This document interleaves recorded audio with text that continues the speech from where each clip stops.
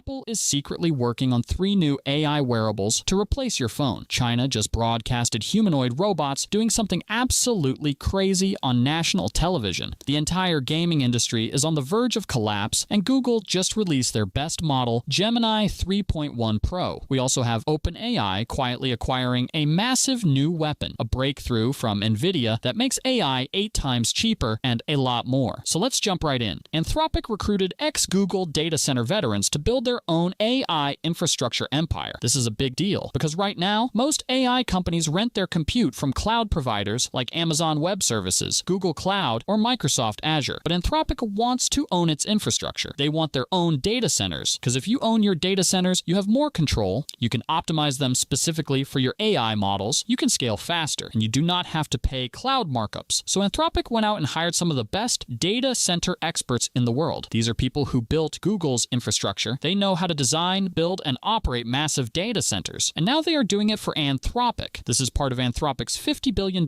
infrastructure plan. They announced data centers in Texas and New York. Next up, India just hosted a massive global AI summit. Prime Minister Narendra Modi brought together leaders from OpenAI, Google, Anthropic, Meta, and other major AI companies. The goal is to position India as a major player in the AI race. India has 1.4 billion people, a massive tech workforce, and growing AI ambitions. Modi wants India to be more than just a place where AI is used. He wants India to be a place where AI is built. The summit included announcements about AI infrastructure investments, partnerships, and research initiatives. Multiple companies announced plans to expand their AI operations in India, but now India is making a serious play to become the third pillar of global AI. The summit was not without problems. India is serious about AI, and they are willing to invest billions to make it happen. Meanwhile, Meta and NVIDIA just announced a major partnership. According to Meta's official blog post, this is a long-term infrastructure deal. Meta is one of the biggest buyers of NVIDIA GPUs in the world, and this partnership locks in their supply for years to come. Next, Google just launched Gemini 3.1 Pro. Gemini 3.1 Pro is now available on Gemini, Google Cloud, Gemini CLI, Gemini Enterprise, and Vertex AI. This is an upgraded version of Gemini 3, has better reasoning capabilities, it can handle longer contexts, and it is faster. Google says Gemini 3.1 Pro is designed for enterprise customers, businesses that need reliable AI for production workflows. The model is available through multiple channels. Developers can access it through the Gemini CLI command line tool. Enterprises can use it through Gemini Enterprise, and cloud customers can deploy it on Vertex AI. This is Google trying to catch up with OpenAI and Anthropic in the enterprise AI market. Alibaba just released Qwen 3.5, and this is a major leap toward native multimodal agents. What does that mean? Most AI models handle one type of input. Text models handle text. Image models handle images. But Qwen 3.5 is natively multimodal. It understands text, images, audio, and video all at once, and it is designed to be an agent. It can browse the web, execute tasks, all while understanding multiple types of input. This is the direction AI is heading, from chatbots to agents, from answering questions to completing tasks. Qwen 3.5 shows what that future looks like. You can give it a screenshot and a voice command, and it will understand both and take action. You can show it a video and ask it to analyze what is happening, and it will give you detailed insights. This is more advanced than most Western models right now because Western companies have been focused on text-based agents, but Alibaba went all in on true multimodal understanding. Qwen 3.5 is open source. Anyone can download it and use it. This is China's strategy. Build world-class AI, release it for free, dominate through adoption, and it is working. OpenAI just added 2 new safety features to ChatGPT: lockdown mode and elevated risk labels. According to OpenAI's official blog post, these features are designed to protect users in high-risk situations. Lockdown mode is for people who might be targeted by sophisticated attacks: journalists, activists, government officials, business leaders. When you enable lockdown mode, ChatGPT becomes much more restrictive. It will not browse the web. It will not use plugins. It will not access certain types of data. This reduces the attack surface. If someone is trying to hack your account or manipulate ChatGPT into leaking information, lockdown mode makes that much harder. Elevated risk labels are different. These are warnings that appear when ChatGPT detects a potentially risky request. For example, if you ask for instructions on something dangerous or illegal, ChatGPT will show an elevated risk label. It will still try to answer, but it will warn you first. This is OpenAI trying to balance safety and usefulness. They do not want to block every risky question, but they do want users to know when they are entering dangerous territory. These features are part of OpenAI's OpenAI's response to criticism about safety. After the scandal with the fired safety executive, OpenAI is trying to show they care about protecting users. Whether this is enough remains to be seen. But lockdown mode and elevated risk labels are a start. Next, OpenAI just made 2 major hires. First, Peter Steinberger, the creator of OpenClaw, joined OpenAI, and then the entire Nerve team joined as well. Now, OpenAI has acquired the project and hired its creator. OpenClaw will become the foundation for OpenAI's tool use capabilities. This is how OpenAI is building AI agents. They are not just making their models smarter, they are giving them the ability to use tools. OpenClaw is the infrastructure for that, and now OpenAI owns it. The Nerve team is similar. Nerve was working on AI agents for productivity. They built systems that could automate workflows, manage tasks, and coordinate between different tools. Now the whole team has joined OpenAI. This is OpenAI aggressively acquiring talent and technology. They are not waiting for competitors to catch up. They are buying up the best teams and the best projects and integrating them into OpenAI's products. Next up, Perplexity just announced a major strategic shift. Perplexity is moving away from ads and betting on subscriptions, because most AI search companies thought ads were the business model, but Perplexity tried that, and it did not work as well as they hoped. So now they are pivoting to subscriptions. They are betting that people will pay for better AI search. And according to Testing Catalog, they are also testing a new ultra-fast Gamma mode powered by Grok. Gamma mode is designed for speed, gives you instant answers with minimal latency, and it is powered by xAI's Grok model. This is interesting. ByteDance's Seed 2.0 is causing problems for Western AI companies. ByteDance's pricing is significantly cheaper than OpenAI, Anthropic, and Google's offerings, and the quality is comparable. This means Western AI companies are being undercut on price. They have to either lower their prices or lose customers, and it is going to get worse, because as more Chinese models enter the market, prices will keep falling, and Western companies will have to figure out how to compete. NVIDIA just announced a breakthrough in AI efficiency. Their new technique cuts LLM reasoning costs by 8 times without losing accuracy. This is huge, because reasoning is expensive. That makes AI models slow and expensive, but NVIDIA found a way to make reasoning 8 times cheaper without sacrificing quality. This is why NVIDIA dominates AI. They are not just selling chips, they are solving the problems that make those chips more valuable. NASA is testing AI to drive Mars rovers. NASA is trialing AI-powered autonomous driving on Mars. Right now, driving a Mars rover is slow. Engineers on Earth plan a route. They send commands to the rover moves. Then it waits for the next command. This takes hours because of the communication delay between Earth and Mars, but with AI, the rover can drive itself. It can see obstacles, plan routes, and navigate autonomously without waiting for commands from Earth. This speeds up exploration dramatically. Instead of moving a few meters per day, the rover can move kilometers. It can explore more terrain, collect more data, and accomplish more science. NASA is testing this technology right now. If it works, future Mars missions will use AI-powered rovers. Next, Unity just made a bold prediction. Unity says its AI tech will soon be able to prompt full casual games into existence. This means AI can generate the entire game. Unity is building this right now. They are training AI models on thousands of existing games, and then it can generate new games based on prompts. Unity says this will start with casual games, simple mobile games, puzzle games, arcade games, but eventually it could work for more complex games too. This changes the game development industry completely. Right now, making a game takes months or years. You need programmers, artists, designers, sound engineers. But with AI, one person could make a game in hours just by describing what they want. This democratizes game development, but it also threatens thousands of jobs. If AI can make games, why hire a full team? Google just launched Lyria 3, and you can now create music using Lyria 3. You can describe a song, and Gemini will generate it. This uses Google's Lyria 3 music generation model. It is integrated directly into Gemini, so you can ask Gemini for music just like you ask for text or images. This is Google competing with Suno and Udio, the AI music startups. But Google has an advantage. They own YouTube, and YouTube is the biggest music platform in the world. If Google can generate music and host it on YouTube, they control the entire pipeline. This is AI expanding into every creative domain. Next, a company called Tavus just released Phoenix 4. Phoenix 4 is real-time human rendering with emotional intelligence. This is AI-generated video of humans, but not pre-recorded video. Real-time rendering, you type. The AI generates a person speaking your words live, and it includes emotional intelligence. So I just lost my job, and I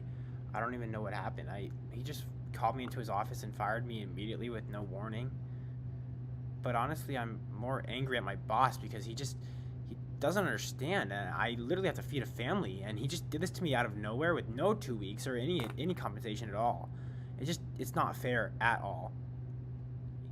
But actually, I just won the lottery, and it doesn't even matter because I can literally just quit my job, and even though I'm fired, it's fine because I just won $10 million and I can live happily for the rest of my life. The AI understands the emotion of your words, and the generated person shows that emotion on their face. This is being used for customer service, sales, and virtual assistants. Instead of a text chatbot, you get a video person. It feels more human, even though it is completely AI generated. But talking to a realistic AI generated person. Phoenix 4 is not perfect yet. There are still uncanny valley issues, but it is getting better fast, and soon you will not be able to tell the difference. Meanwhile, China just showed off something incredible. China's Robotera has released a new video showcasing its L7 robot performing a traditional Chinese sword dance. Released to celebrate the Chinese New Year of the Fire Horse, the video is not just a celebration, but a way to show off the robot's impressive capabilities. The L7, in case you are unaware, is a full-sized humanoid robot developed in collaboration with Tsinghua University. Stands at 5.6 feet or 171 centimeters tall and weighs in at around 143.3 pounds. The robot is made of a combination of titanium and carbon fiber, making it both strong and lightweight. It also comes with a total of 55 independently moving joints. Not only that, China's most watched TV show, the annual CCTV Spring Festival Gala, featured Chinese humanoid robots performing a lengthy martial arts demonstration where over a dozen unitary humanoids performed sophisticated fight sequences, waving swords, poles, and nunchucks in close proximity to human child performers. Next up, Apple is making a major push into AI wearables. Apple is accelerating work on 3 new AI wearables. Number 1, Apple Glasses, smart glasses with AI built in. Number 2, an AI-powered Apple Watch with more advanced health sensors. Number 3, AirPods with AI capabilities. The most exciting one is Apple Glasses. These are not VR goggles like Vision Pro. These are lightweight glasses you wear all day. They have cameras, microphones, displays, and they are powered by AI. The idea is that the glasses become your AI companion. You can ask questions, get directions, identify objects, translate languages, all without pulling out your phone. The AI sees what you see, hears what you hear, and helps you in real time. The challenge is making them small enough, light enough, and battery efficient enough. But Apple has been working on this for years, and now they are accelerating development. The AI-powered Apple Watch is similar. It will have more advanced health monitoring, blood pressure, blood sugar, sleep apnea detection, all powered by AI that learns your patterns and alerts you to problems. And the AI-powered AirPods will have real-time translation. You hear someone speaking another language, and the AirPods translate in real time. This is Apple's vision for AI. Not a chatbot on your phone, but AI integrated into devices you already wear. We will see when these devices launch, probably in 2027 or 2028. Meanwhile, Accenture just made a controversial decision. Accenture is linking staff promotions to the use of AI tools. If you want to get promoted at Accenture, you have to use AI. This is mandatory. Accenture tracks which employees use their AI tools, and employees who use AI more get promoted faster. They want every employee using AI every day because they believe AI makes workers more productive, and they want to prove it. But this is controversial because it means employees have no choice. Use AI or your career stalls. Some employees love this. They were already using AI. Now they get rewarded for it, but other employees hate it. They feel like they are being forced to use technology they do not trust, or they worry that AI is tracking everything they do. Next up, we have 3 major announcements about AI agents. First, Google AI introduced WebMCP. WebMCP enables direct and structured website interactions for AI agents. Agents can browse the web, fill out forms, click buttons, navigate sites, all autonomously. Second, Google is testing the Hatter agent and App Store tools in a Stitch update. According to Testing Catalog, Hatter is an AI agent that can install and use apps. It can browse the Google Play Store, find apps, install them, and use them to complete tasks. This is huge, because right now, AI agents are limited to web-based tools. But with Hatter, agents can use native apps. That opens up a whole new world of capabilities. Third, Microsoft is testing researcher and analyst agents in Copilot tasks. According to Testing Catalog, these are specialized agents for research and analysis. The researcher agent can search the web, read documents, and compile research reports. The analyst agent can analyze data, create visualizations, and and generate insights. These agents work inside Microsoft Copilot, so you can ask Copilot to research a topic or analyze data, and the agents do the work for you. And all three of these announcements are about making agents more capable. And Anthropic is making Claude more powerful too.